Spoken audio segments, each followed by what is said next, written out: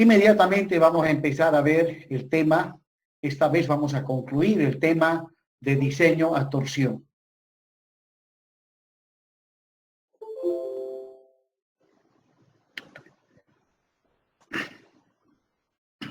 Bien,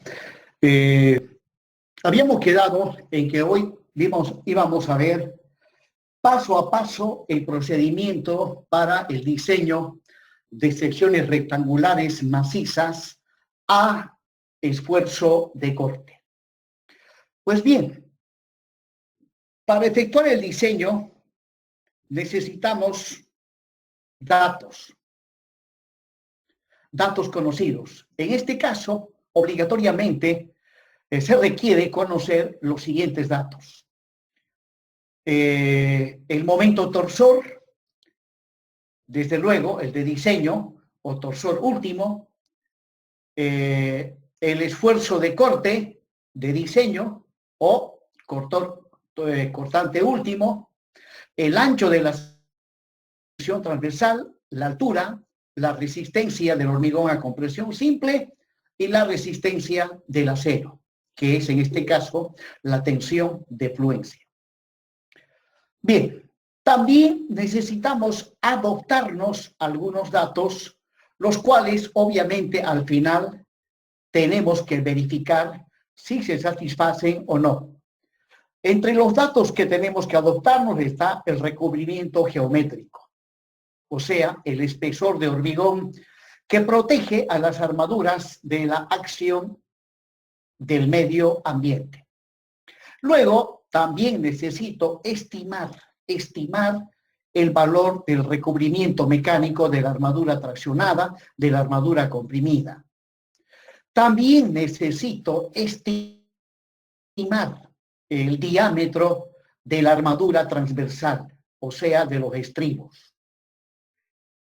Y desde luego también necesito estimar el diámetro de la armadura longitudinal.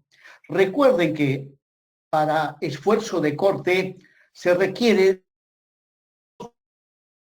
la transversal y la armadura longitudinal.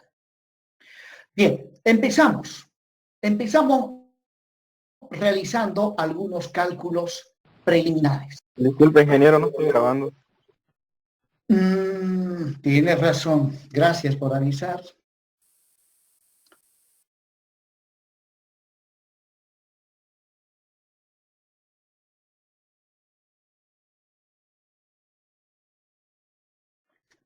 Lo demás también, por favor. A veces con tanta actividad que tengo, pues me olvido. Y les cuento y que hay varias clases que no las he grabado. Así que es difícil que tengan ustedes un video de esas clases. Ahora sí.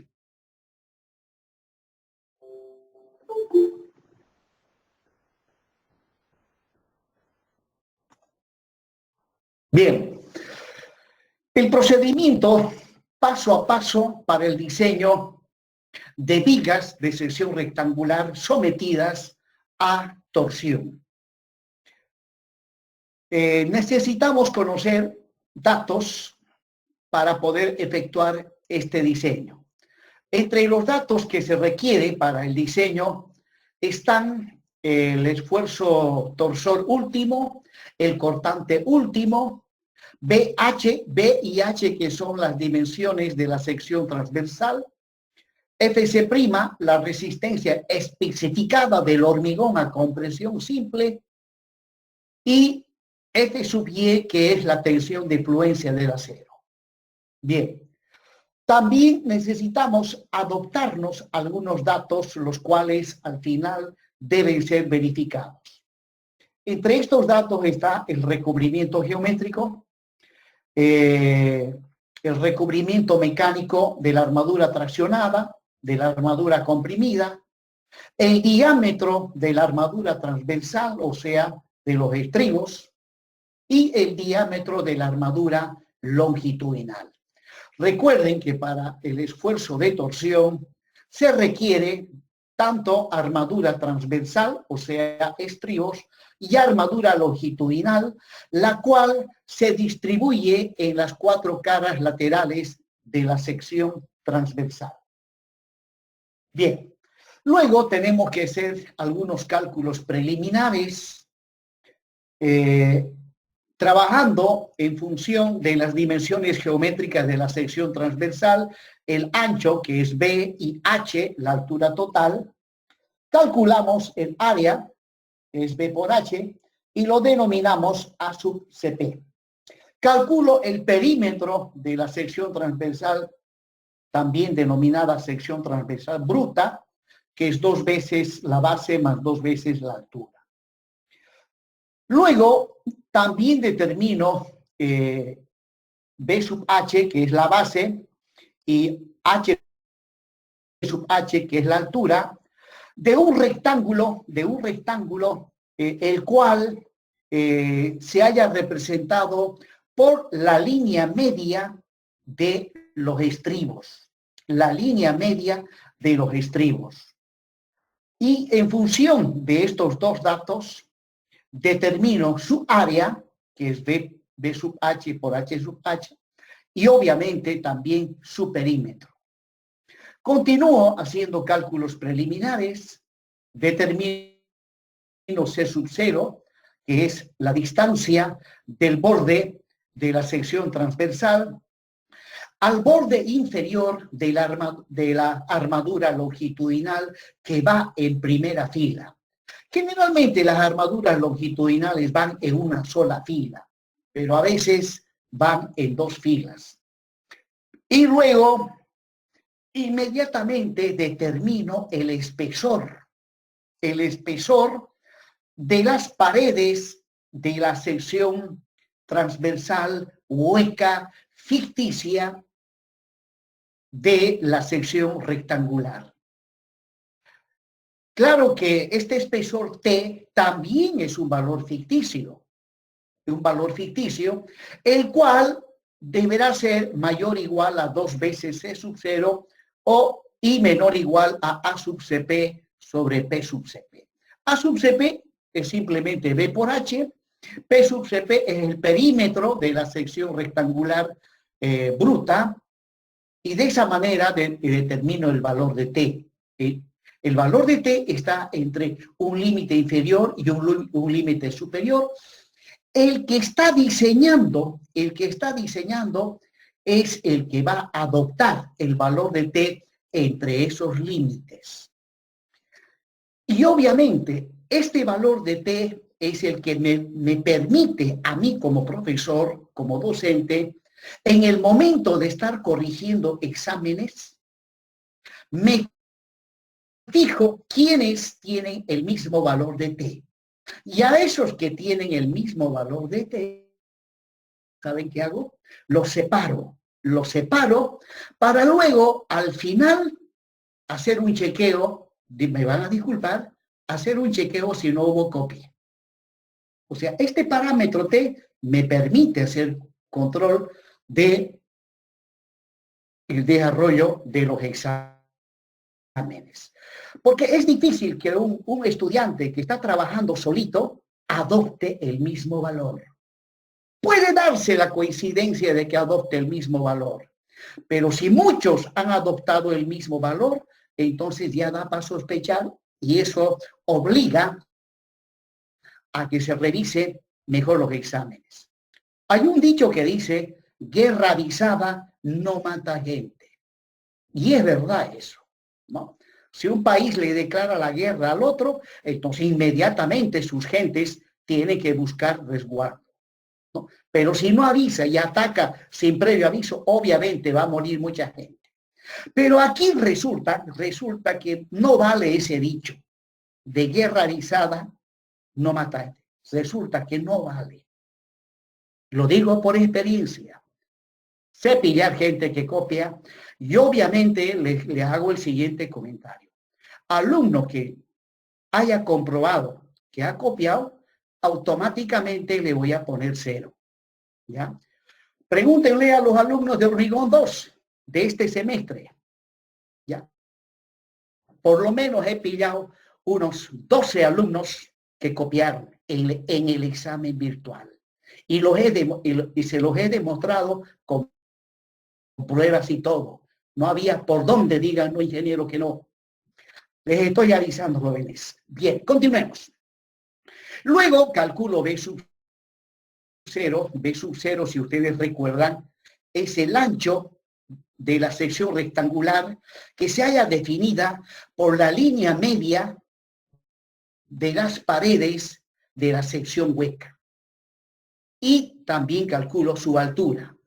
En función de esos datos, calculo A sub 0 y B sub 0, el perímetro de la línea media de las paredes de la sección transversal hueca ficticia.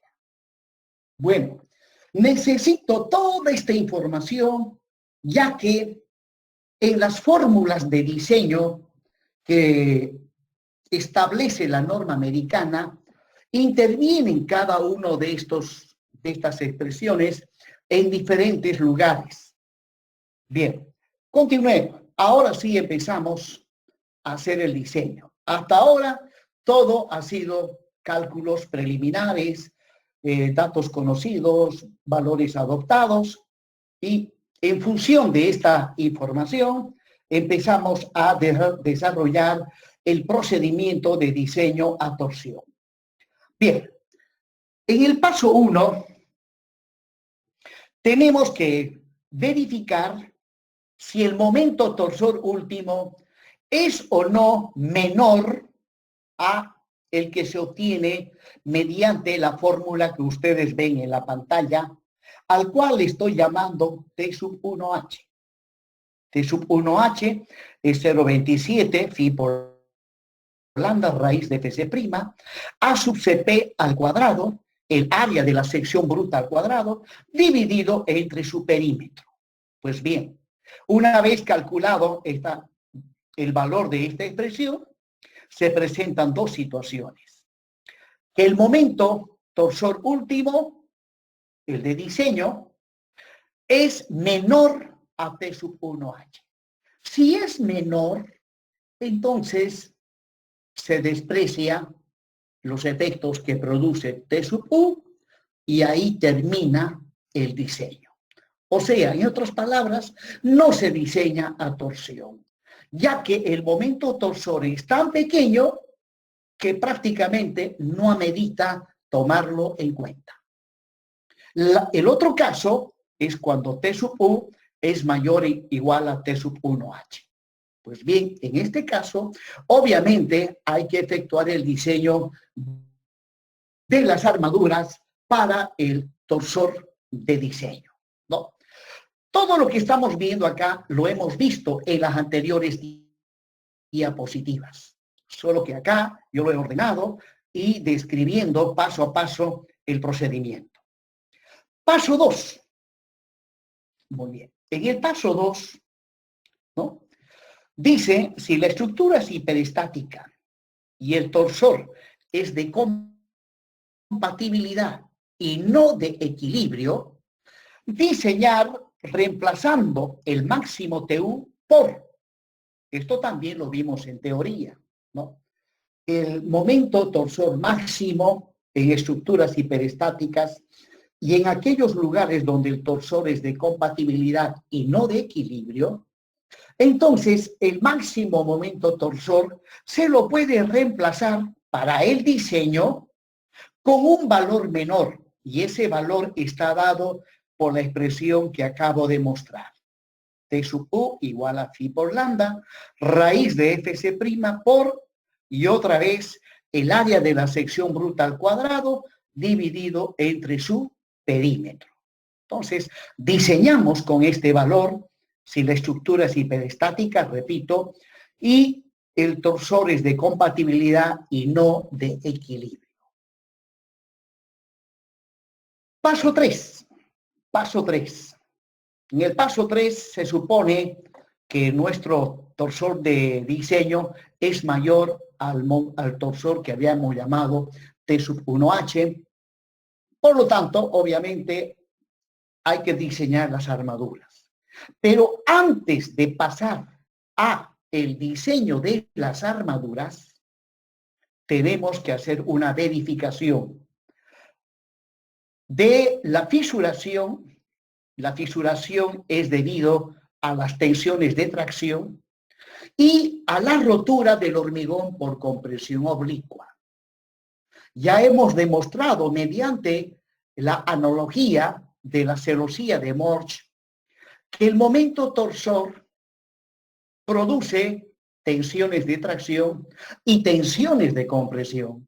Las tensiones de tracción fisuran al hormigón, son fisuras inclinadas que aparecen en las 4 caras laterales de la viga, y la rotura del hormigón por compresión oblicua, ¿no? Debido al momento torsor, la viga se encuentra sometida a tensiones de compresión a través de unas bielas llamadas bielas de compresión. Si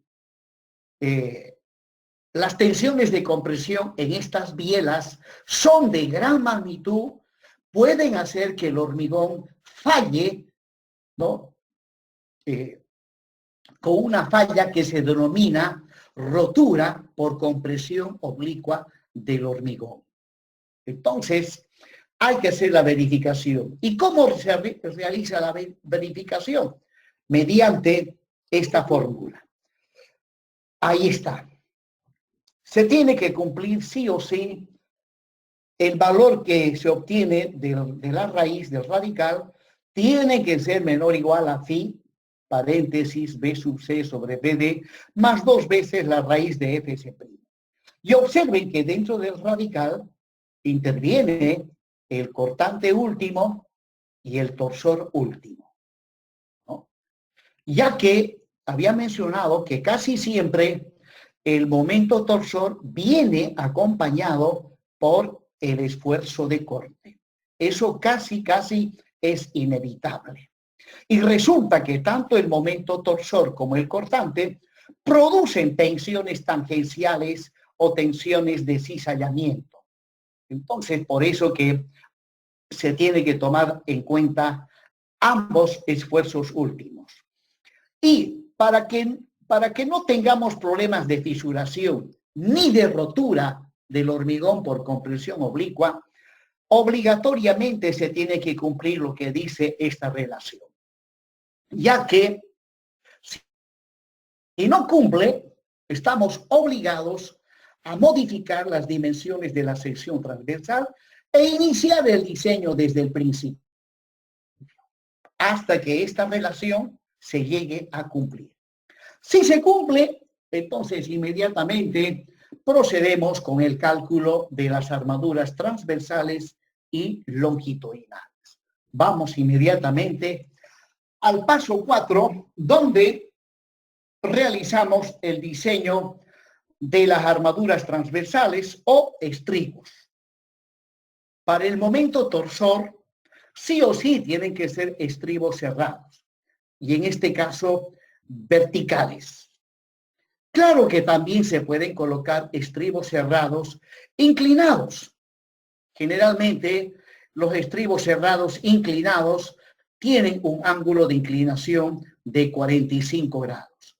Pero ya habíamos visto que es un peligro utilizar este tipo de estribos, ya que fácilmente en obra se puede confundir hacia qué lado se va a inclinar el estribo. Ha habido muchos ejemplos de estructuras muy importantes con estribos inclinados, donde pues un descuido de los estribos estaban inclinados, pero no hacia el lado correcto. Y esas estructuras al final terminaron fisurándose y otras terminaron en colapso. Bien, ahí está la fórmula que habíamos deducido paso a paso. Es la fórmula para el diseño de la armadura transversal, donde A sub T es la cuantía de la armadura transversal, ¿no? A sub 0 también es el área de la línea media de las paredes de la sección transversal hueca ficticia. Esa es la separación de los estribos. Pues bien, en estos casos empiezo calculando el área del estribo. Y para ello me tengo que adoptar el diámetro del estribo. Aunque eso ya lo hicimos al inicio, ¿no? En esa etapa que decía, datos que se tienen que adoptar. Bien, habiéndonos adoptado el diámetro del estribo, calculamos el área de esa barra, que es de sección circular, desde luego, y luego inmediatamente calculo la cuantía. La cuantía es igual a m por a sub t1. En este caso, en cada una de las paredes de la sección transversal hueca ficticia, en cada una de las paredes, va una pata del estribo, va una pata. En cambio, cuando se diseña a corte, se toman en cuenta las dos patas del estribo. Acá no. No, ahí está. M1 vale 1 para estribo cerrado simple. M vale 2 para estribo cerrado doble. De esa manera determino esto que se denomina la cuantía de la armadura transversal. Luego de la fórmula despejo la separación. Despejo la separación, hacemos cálculos, reemplazamos valores y luego tenemos que verificar si esa separación es o no satisfactoria, ya que la norma americana establece que esa separación, en cuanto a la separación máxima, tiene un límite. Ese límite es el menor de estos valores. El menor de estos valores es el límite máximo. ¿Hay límite mínimo? Desde luego que sí. Es el límite mínimo establecido para el esfuerzo de corte. ¿Alguno de ustedes me podría decir cuál es el valor mínimo de la separación en el caso de estribos cuando se diseña a esfuerzo de corte? 7 centímetros. Sí, por ahí, pero para ser más exacto, 7,5 centímetros es la separación mínima que establece la norma americana, ¿no? Porque si los estribos van demasiado juntos, entonces vamos a tener problemas durante el hormigonado. Cuando hay demasiada armadura concentrada en un determinado lugar, el hormigón pues suele obstruir su paso y a veces la misma vibradora no se puede introducir al interior de la viga para poder compactar el hormigón. Entonces, el límite mínimo de 7,5, la verdad que hay que respetar para no tener problemas durante el hormigonado. Ya que imagínense, una viga mal hormigonada trae un sinfín de problemas, atrasos, demoliciones de la parte que no está bien hormigonada, o en su defecto, a veces aparentemente está bien hormigonado, pero en su interior quedan coqueras, quedan vacíos, que desde luego influyen de manera directa en la capacidad resistente de las vigas. Bien. Luego, aquí estoy haciendo una aclarativa de lo que he estado explicándoles. A sub T es el área de una rama o de una pata de un estribo cerrado que resiste el torsor con un espaciamiento S. Y A sub V, para diferenciarlo, es el área de las dos ramas, o sea, las dos patas de un estribo cerrado que resiste el cortante con un espaciamiento S. Resulta que con respecto a los estribos, tenemos que diseñar los estribos para el momento torsor y desde luego también tenemos que diseñar los estribos para el cortante. Y una práctica bastante útil es que ambos tengan la misma separación. Deben tener la misma separación. Bien. Y hay una expresión donde dice que la armadura, o sea, los estribos que resultan de sumar los estribos debido al esfuerzo de corte, más los estribos debido al momento torsor dividido entre S, tiene que ser igual a el estribo del cortante dividido entre S, más 2 veces el estribo del torsor dividido entre S. En realidad, A sub B más T es la cuantía total para el cortante más el torsor. A sub B es la cuantía de la armadura transversal para el esfuerzo de corte y A sub T es la cuantía de la armadura transversal para el momento torsor, el cual está dado por la fórmula que está a la izquierda. La cuantía para el esfuerzo de corte es similar a esta, solo que en lugar de M colocamos la letra N. Y cuando se trata de un estribo cerrado simple, ¿no? Cuando estamos diseñando el corte, N vale 2. Y cuando tengo estribo cerrado doble, N vale 4. Continuando. Ahora, el paso 5.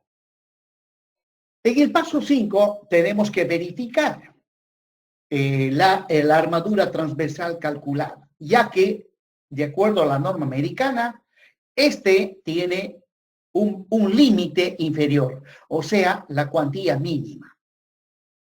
Cuantía mínima para el esfuerzo de corte. Esto ya lo hemos visto cuando vimos diseño a esfuerzo de corte. La armadura, la cuantía de la armadura transversal para esfuerzo de corte tiene que ser mayor o igual a el mayor de los dos valores que se obtienen al reemplazar valores en estas fórmulas. Reemplazamos y vamos a tener dos valores. Pues bien, la armadura calculada, o sea, el A sub B calculado, tiene que ser mayor o igual al mayor de los valores que se obtienen mediante estas dos fórmulas. Y luego, la cuantía mínima para el esfuerzo de corte y torsión está dado por una expresión similar, solo que aquí previamente debo sumar la cuantía del cortante más 2 veces la cuantía correspondiente al momento torsor.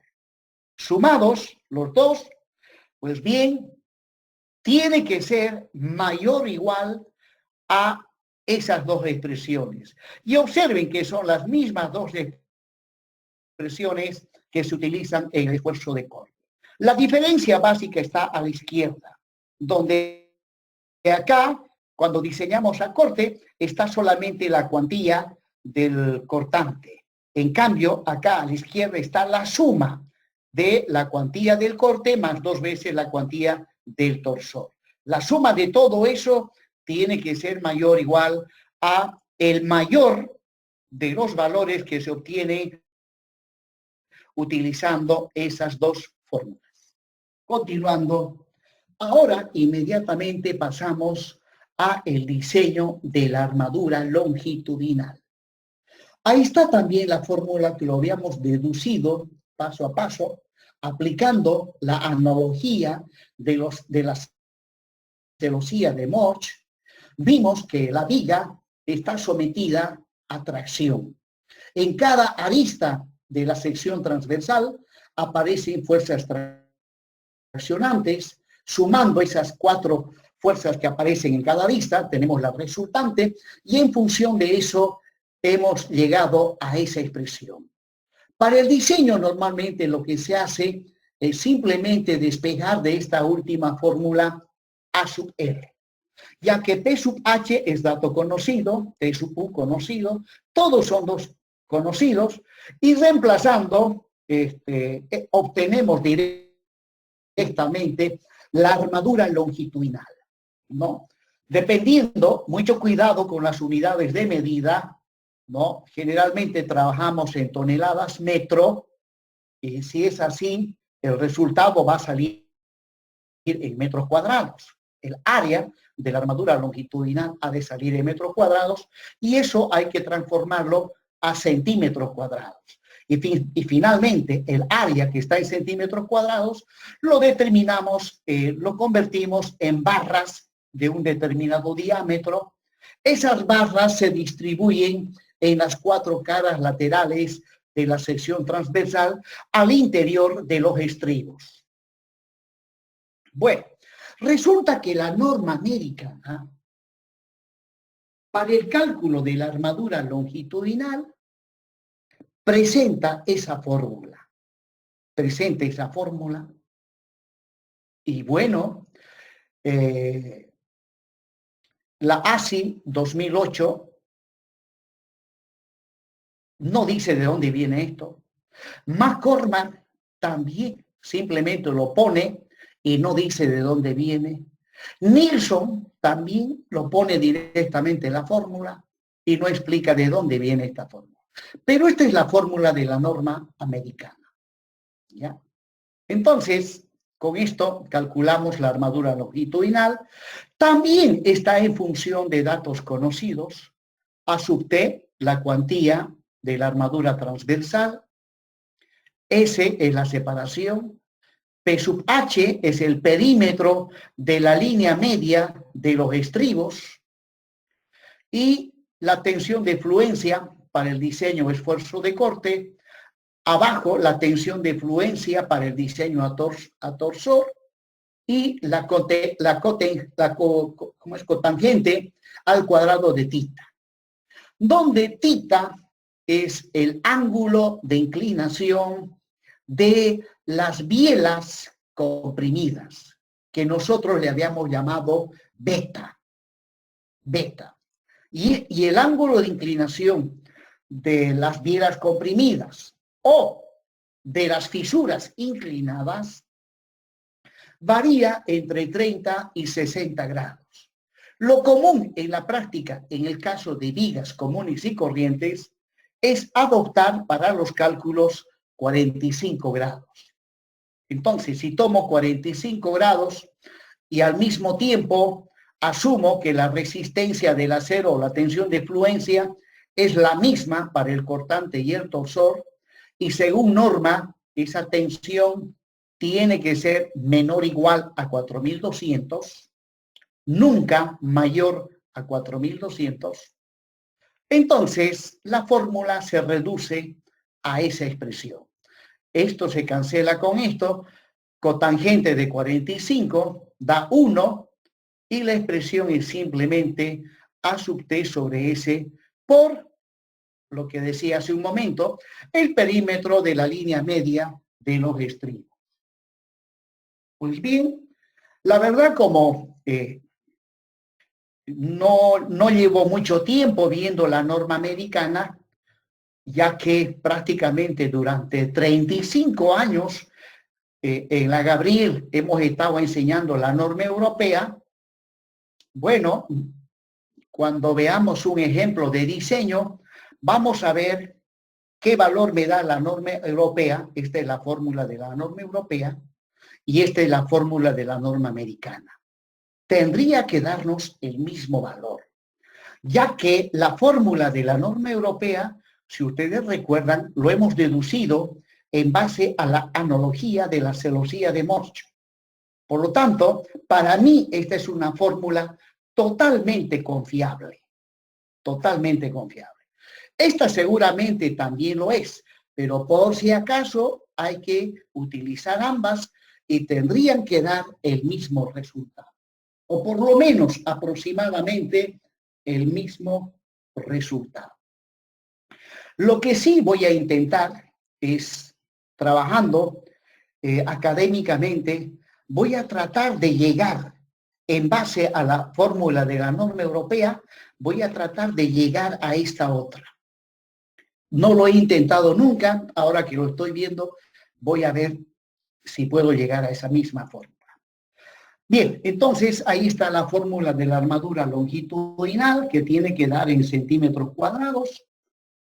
Eso se transforma en barras de un determinado diámetro y se distribuye por igual en las 4 caras laterales de la sección transversal.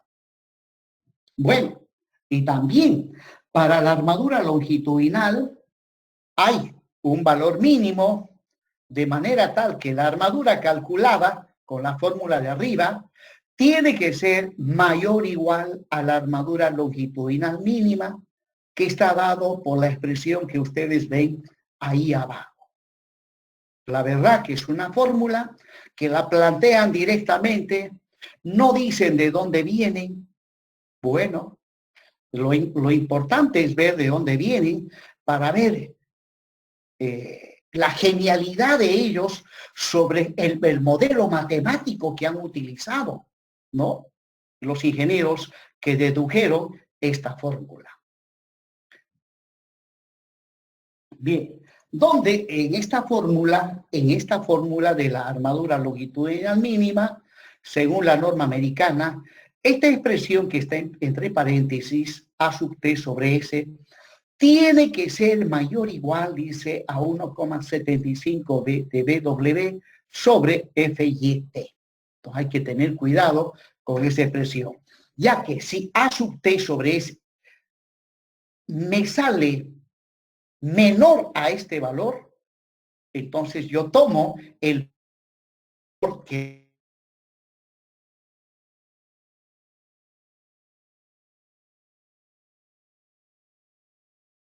si los cálculos me salen menor, entonces yo adopto pues un valor igual al que obtengo mediante esta fórmula. Bueno, pienso que está suficientemente claro, aunque hay estudiantes que se confunden ahí. Si se confunden significa que les está faltando matemáticas. Paso 7. Prácticamente ya estamos concluyendo. En el paso 7, la norma americana dice, los estribos deben prolongarse una distancia B sub T más la altura útil, más allá del punto donde teóricamente no es necesario armadura transversal para torsión. O sea, más allá del punto donde el momento torsor vale, ¿se acuerdan de esa fórmula? Le habíamos llamado el T sub 1, T sub 1 H, si no me equivoco. Ya, este es el valor mínimo.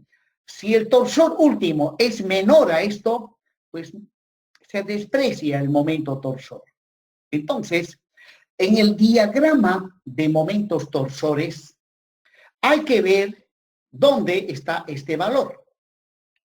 Y luego, una vez detectado el punto donde está este valor, el valor obtenido mediante esta fórmula, entonces los estribos se deben prolongar hacia el lado donde ya el momento torsor es menor a este valor en una distancia igual a B sub T más D. Eso es lo que especifica esta norma. De igual manera, para cuando diseñamos a esfuerzo de corte, ¿no? También ahí, una vez diseñado las armaduras para un determinado punto, se tiene que prolongar, ¿no?, el colocado de estribos en una distancia igual a la altura útil. Bien, jóvenes, con eso hemos concluido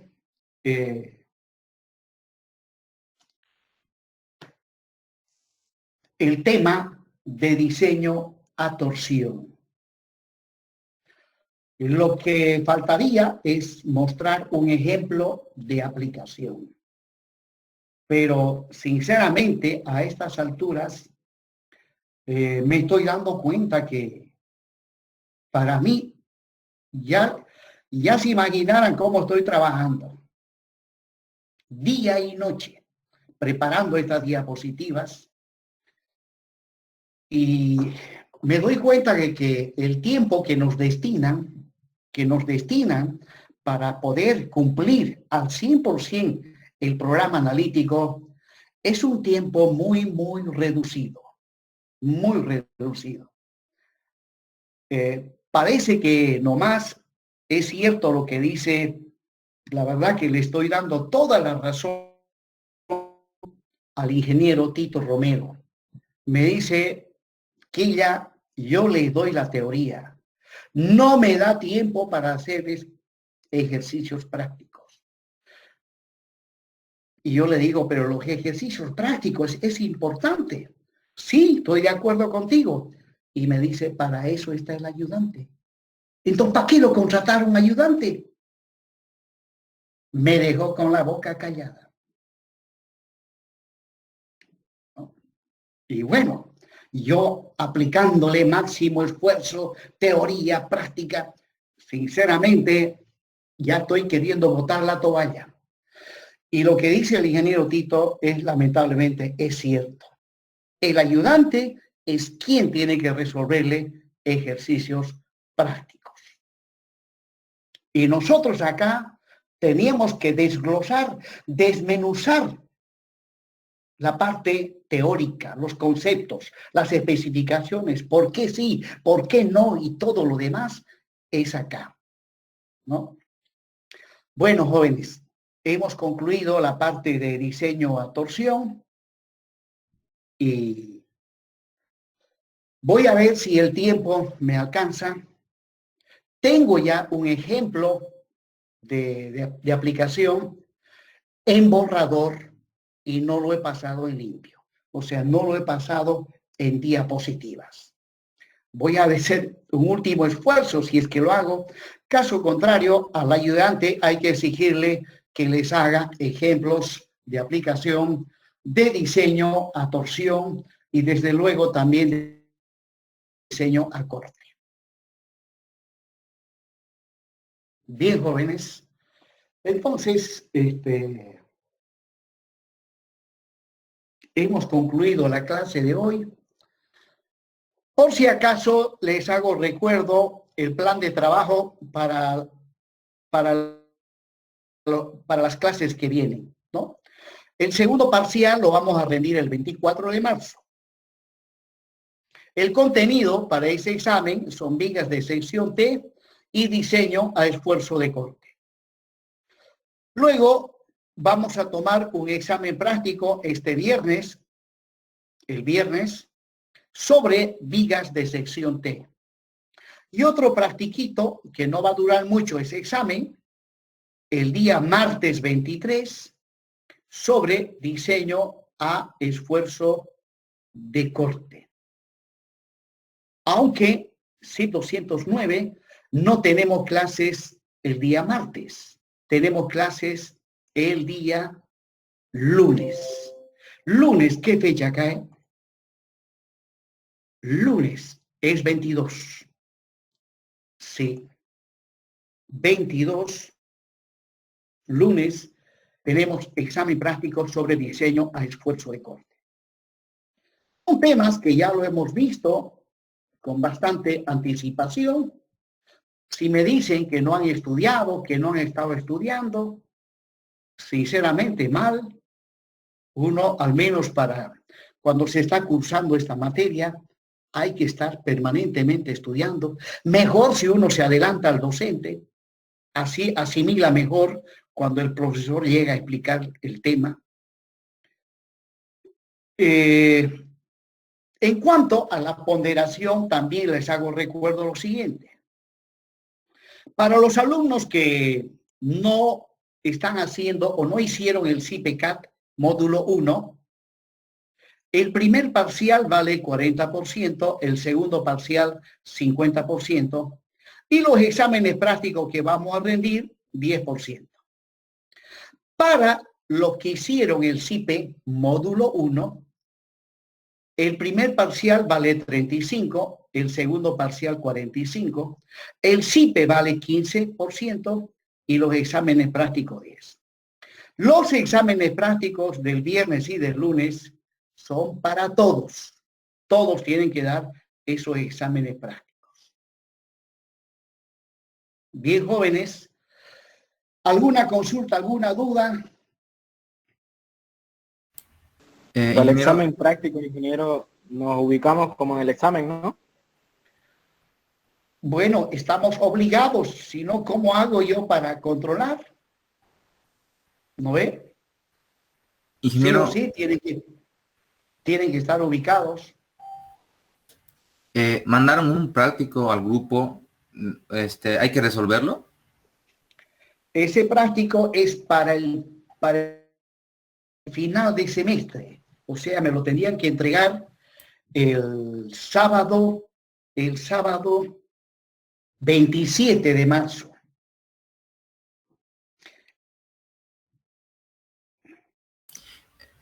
Este examen práctico, ingeniero, ¿es ejercicio o teoría? Bueno, estudie nomás, no sé, todavía no lo he decidido.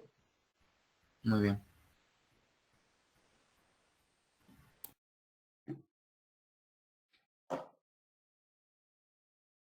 Bien, jóvenes, me despido hasta el día viernes por la mañana. Inge, Hasta una luego a consulta. todos ustedes.